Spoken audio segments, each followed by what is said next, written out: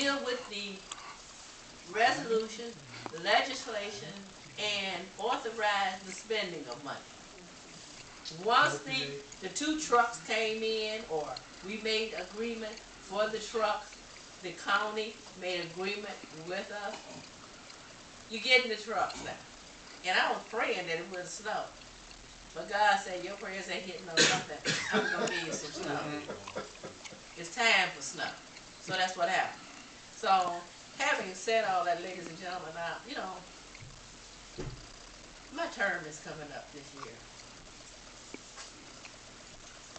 And I'm going to run for council again. And I'm making that very, very plain. And anybody that don't want to vote for council time, you have that prerogative. But any insane person would say, you know, I'm going to do this again. So I think I'm insane, because I'm going to keep fighting for my city, my residents, my seniors, and myself, because I got an investment sitting over there on that street over there.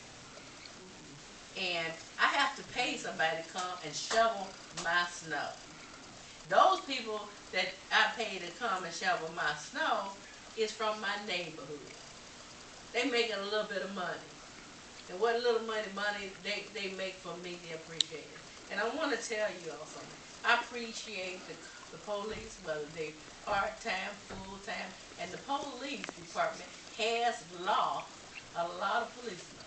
Some of them are going to other areas, but there's a lot of them that are retiring. And when they retire, ladies and gentlemen, they take a chunk of change with them.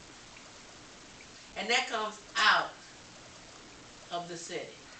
That means that if we got one guy that he had over $80,000 he was supposed to take with him. He going to take with him. We can't pay that man that whole chunk of change.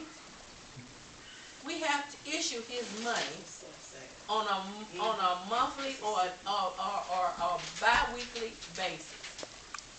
When Spots left here, he was getting $9,000 on his money. If I'm leaving the city, I want all of my money, but he can't get it. And if you go to trying to sue him, get in line. Okay? So I'm saying, everybody that wants to do this job, just come on up and do this job. Mr. O'May, you had that opportunity. You did it. And there was other people that did it. I'm not saying you were insane, but you was up here. There's a lot of people that like to come up here and work for their city. And I'm one of those people. Because if I told you my $186 every 2 weeks, it ain't chump change, but I'm making adjustments with it. So I'm sorry to have spoke so long, but I think every time you come in here, I have to deal with clarification. And Mr.